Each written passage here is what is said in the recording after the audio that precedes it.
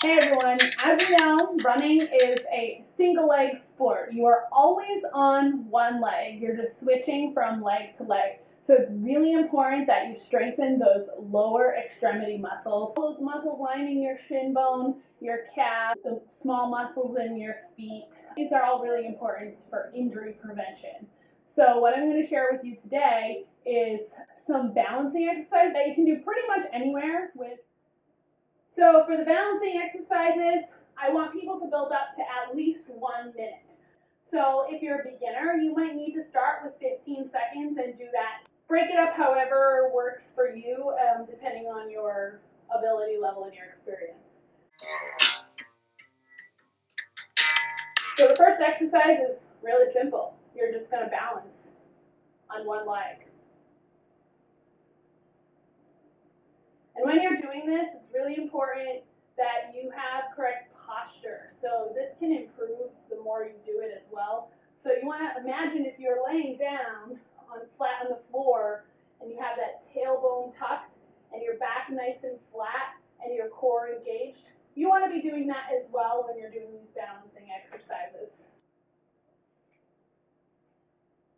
You may feel yourself wobbling a little bit, and that's okay. Those muscles are going to correct, and that's when they're going to engage and sort of correct to keep you balancing. That's the point of these single leg exercises. And you're definitely going to find that one of your legs is better at the balancing than another. So this is my stronger side, and my left side is my growing side. Growth mindset.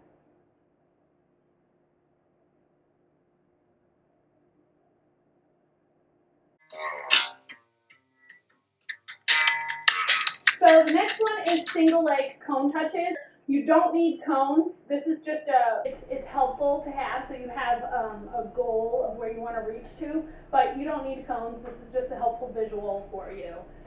So I set up the cones, one to my left, one to my center, one to my right. Balance on one leg, and you can touch each one. You can mix it up, have somebody call them out.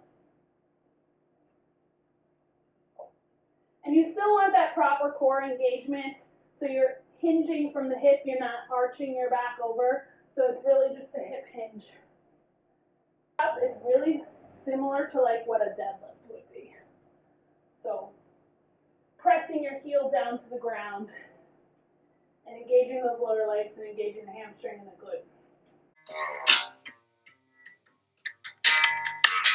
Next exercise is the single leg figure 8. So I do this with a medicine ball. You can do this with a weight, you can do it with a pillow, or you can just do it with your hands clasped. Obviously, adding a weight is the more difficult way of doing it, so you might want to work up to that. So again, engaging from your core, back flat, as if it were on the floor, lift leg, and you're just going to make a figure 8 for the entire duration of the balancing exercise. You're going to feel your lower legs being challenged, but also you should be feeling some core work as well. And after the time elapses that you're working on, switch legs.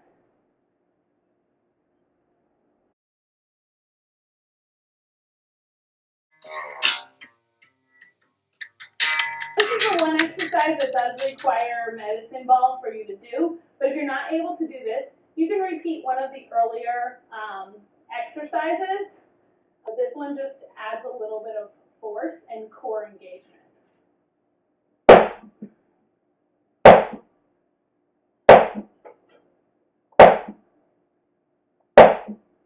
You could also throw it against the wall from each direction, or you can pass it back and forth.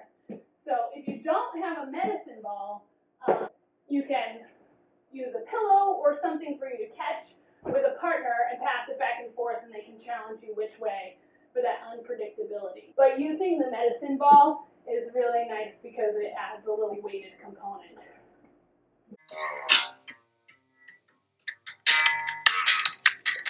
So these ones are a little different. These are single leg cone toe taps. So instead of tapping and bending this way with your hand, you're bending in like a mini squat almost. You might want to make it a little challenging for yourself. Make sure they're just a little bit out of your reach.